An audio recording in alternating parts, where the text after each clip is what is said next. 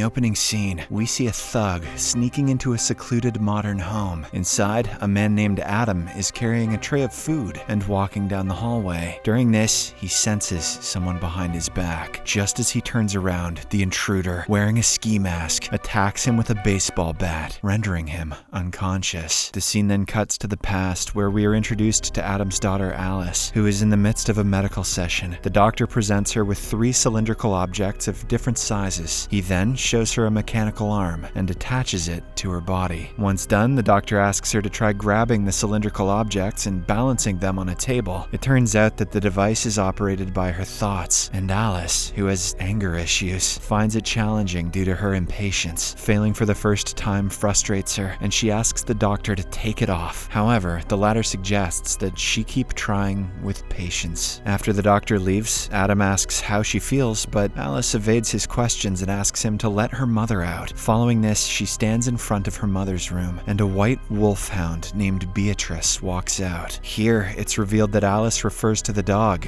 as her mother. She shows Beatrice the prosthetic limb, and the dog, who has a speech-generating device on her collar, says that it doesn't have Alice's scent. The girl then uses her saliva to leave her scent on the mechanical arm.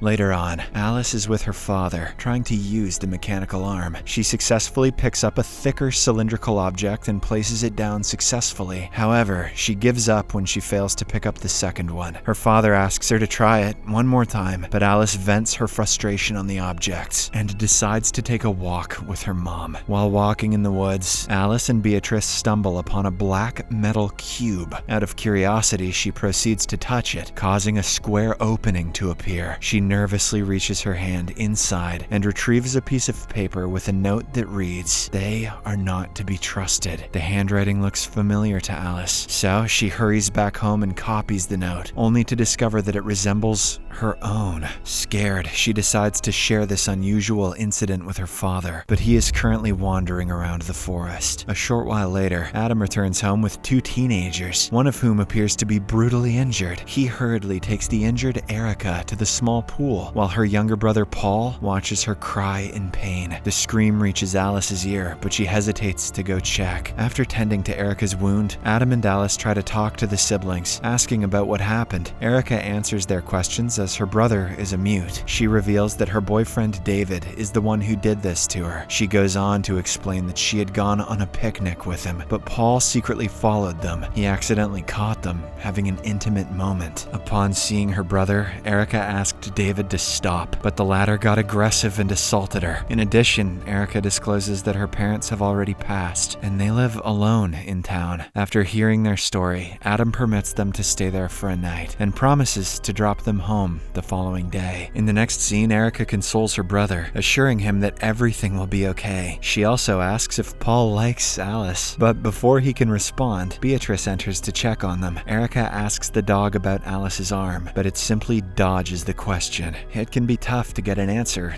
out of a dog. This annoys her, so she pushes it out and locks the door. After this, Beatrice returns to Alice and claims that the siblings don't smell good. Just then, they spot something outside their house and instantly alert Adam. The latter grabs a kitchen knife and looks through the window, but he sees nothing. As a result, he comforts them and sends them back to their beds, telling them not to worry. The following morning, Adam helps Alice in attaching her mechanical arm, during which she admits that she knows he has a liking for Erica. As a result of this, she suggests that he allow the siblings to stay there for an additional day. Following this, Alice heads toward the living room, where she finds Paul playing with her cylindrical objects. He sets up the objects for Alice, allowing her to practice. As before, she succeeds in placing the first one, but fails the second one. This frustration almost leads her to leave, but Paul stops her and helps her with the second object. However, when it comes to the third one, Alice still lacks the necessary patience. This once again makes her angry, but Paul helps her calm down with a comforting hug. Initially, Alice feels better, but she soon realizes that Erica is missing. Sensing something amiss, Alice rushes towards her father's room, only to discover him caressing Erica's face in front of Beatrice. This sight fills her with anger and cringe, prompting her to storm off. Adam tries to reason with her, explaining that the dog isn't her mother. However, Alice accuses him of transforming her mother into a wolfhound, and also holds him responsible for her missing arm. In an effort to convince her otherwise, Adam falsely claims he killed her mother. But Alice doesn't want to listen. When she addresses him as a cold-hearted murderer, Adam loses his temper and yells at her before walking away. In the aftermath of their confrontation, Alice leaves the house with Beatrice. She returns to the black cube and touches it once more. This time, she receives a microchip with a note instructing her to play an audio file exactly at 4 p.m. using headphones. Alice follows the instructions, patiently waiting for the designated time. At 4 p.m., she plays the audio file, hearing a female voice that directs her to follow her instructions, step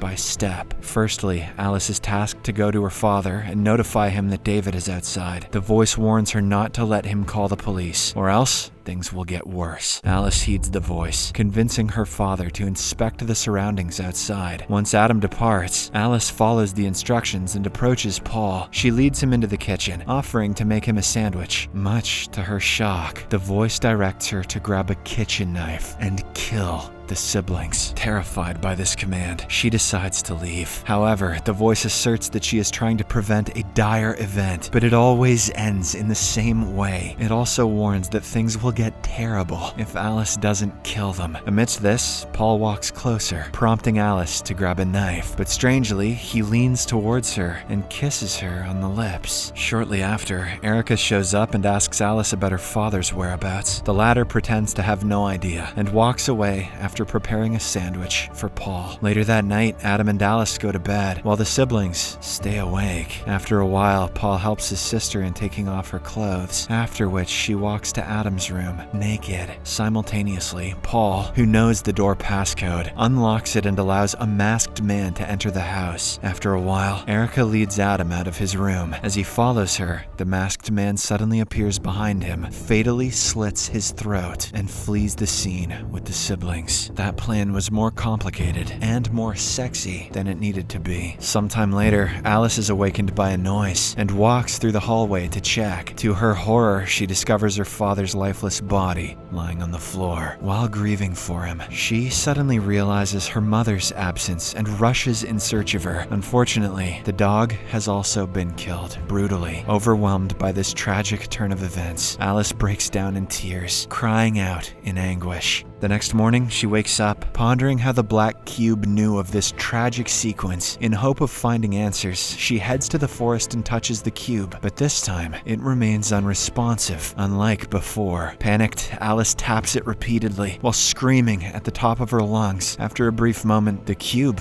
unexpectedly opens, revealing enough space for Alice to enter. As she steps inside, the cube seals shut, locking her within. The scene then shifts to the woods, where Erica is talking to David, while Paul is sitting at a distance covering his ears. David kisses Erica and asks if she's ready. Upon her confirmation, he punches her multiple times in the face until she's knocked down. Even after this, he continues to kick her mercilessly, treating her in an inhuman manner. He then undresses her in order to satisfy himself. Unbeknownst to them, Alice is filming them from a distance. It turns out that the black cube has transported Alice back in time, giving her a chance to correct her mistakes. After recording the necessary video footage, Alice leaves as she knows that her father will arrive there soon. It is also revealed that the person whom Alice and Beatrice saw earlier outside the house was none other than Alice, but from the future. This is some Hermione-ass shit. The following day, at 4 p.m., the present Alice walks towards Paul with headphones on. During this time, the future Alice connects her phone to Beatrice's caller device and sends the present version of herself back to her mom. Following this, the future version approaches Adam and asks him to check outside for David. However, this time, she hugs him, telling him to be careful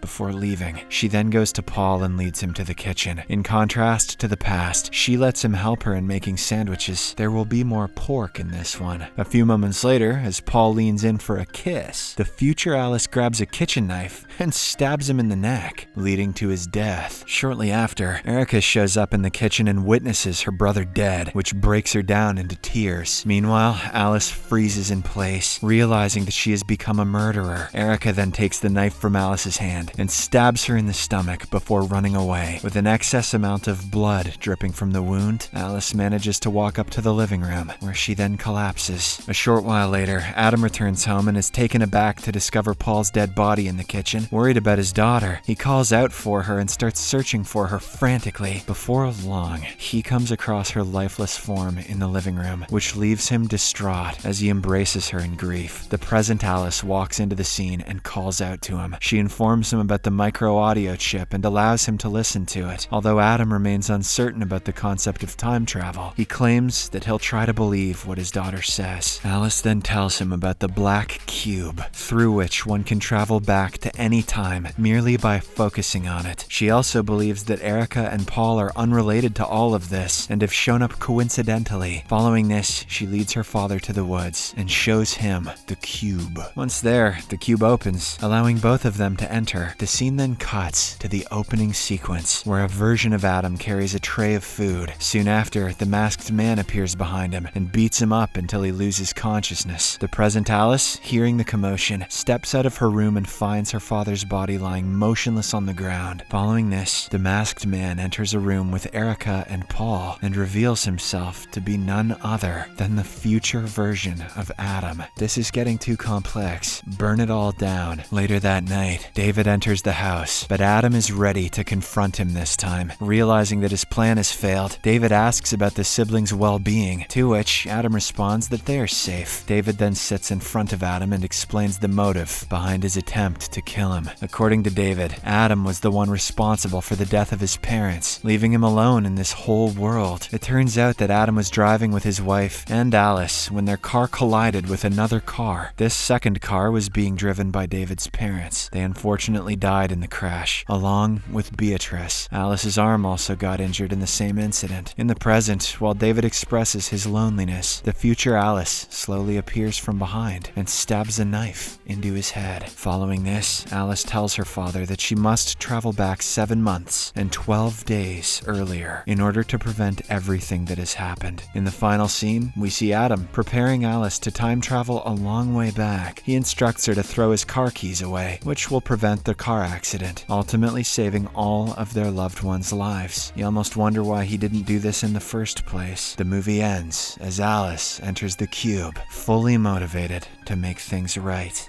Subscribe for more videos like this, turn on notifications, and leave a like to help the channel out. Thank you for watching.